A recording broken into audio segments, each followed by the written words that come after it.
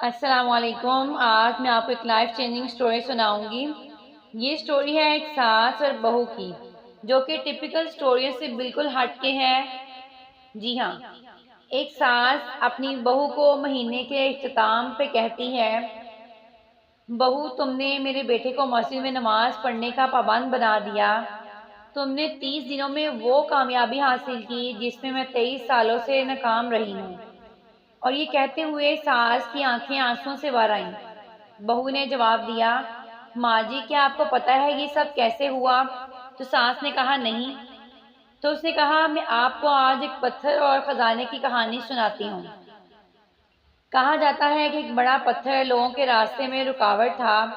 ایک آدمی نے اس پتھر کو ہٹانے اور توڑنے کی کوشش کی۔ اس آدمی نے پتھر پر 99 بار ہتھوڑا مارا، لیکن وہ پتھر ٹس سے مس نہ ہوا۔ آخر کار وہ آدمی تھک ہار کر بیٹھ گیا۔ پھر ایک اور آدمی وہاں سے گزرا تو اس آدمی نے اس سے مدد لینے کے لیے کہا۔ اس آدمی نے کہا، میں مدد کرنے کے لیے تیار ہوں۔ اس نے وہی ہتھوڑا ایک دفعہ مارا تو ایک ہی وار میں وہ پتھر ٹوٹ گیا۔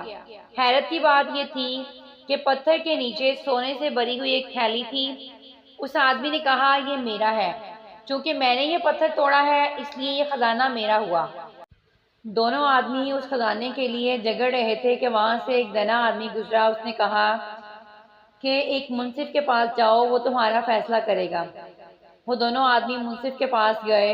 پہلا آدمی بولا، مجھے خزانے کا کچھ حصہ دیں، چونکہ میں نے 99 بار پتھر پر ہتھوڑے کو مارا لیکن وہ نہیں ٹوٹا اور پھر میں تھک ہار کر بیٹھ گیا۔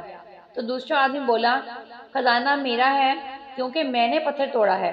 تو منصف نے کہا، پہلے آدمی کو خزانے کے 99 حصے ملیں گے اور جس نے پتھر توڑا ہے اسے ایک حصہ ملے گا۔ منصف نے کہا، اگر پہلے آدمی کی 99 ضربیں نہ ہوتی تو پتھر 100ویں ضرب سے بھی نہ ٹوٹتا۔ کہانی کے اختتام پہ بہو نے اپنی ساس سے کہا، دیکھیں ماں جی، جیسے پہلے آدمی کو خزانے کے 99 حصے ملے کیونکہ اس نے 99 دفعہ کوشش کی تھی، اور دوسرے آدمی کو خزانے کا ایک حصہ ملا کیونکہ اس نے ایک دفعہ کوشش کی تھی، بالکل اسی طرح ساری زندگی آپ اپنے بیٹے کو نماز کی تلقین کرتی رہیں بغیر مایوسی کے، اور اس کے بعد میری شادی کے بعد میں نے 1 مہینہ کوشش کی اور آپ کا بیٹا نماز کی طرف راغب ہو گیا۔ بہو کا خوبصورت رویہ اور اخلاق دیکھیں کہ اس نے سارا کریڈٹ خود کو نہیں دیا بلکہ اپنی ساس کو یہ یقین دلایا کہ اس کی محنت ضائع نہیں ہوئی۔ یہ وہی تھی جس نے بنیاد رکھی اور ایک اینٹ رکھ کر عمارت بنائی، اور آخری اینٹ بہو نے لگائی۔ تو دیکھیں بہو کا یہاں پہ اس کی اعلیٰ ظرفی دیکھیں کہ اس نے سارا کریڈٹ اپنی ساس کو دیا، اور ساس بھی خوش ہو گئی کہ میری بہو نے مجھے یہ کریڈٹ دیا کہ میں نے اپنے بیٹے پہ جو محنت کی تھی وہ ضائع نہیں ہوئی بلکہ اس میں میرا بھی حصہ ہے۔ بالکل اسی طرح ہماری کامیابی میں کہیں نہ کہیں دوسروں کا حصہ بھی ہوتا ہے، اس لیے خوش اخلاقی سے اور اعلیٰ ظرفی سے دوسروں کو بھی اتنا ہی کریڈٹ دیں جتنے کہ آپ حقدار ہیں۔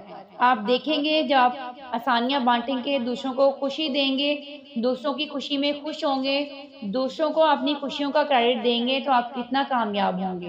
اس لیے خوش رہیں، آسانیاں بانٹیں اور خوشیاں دیں۔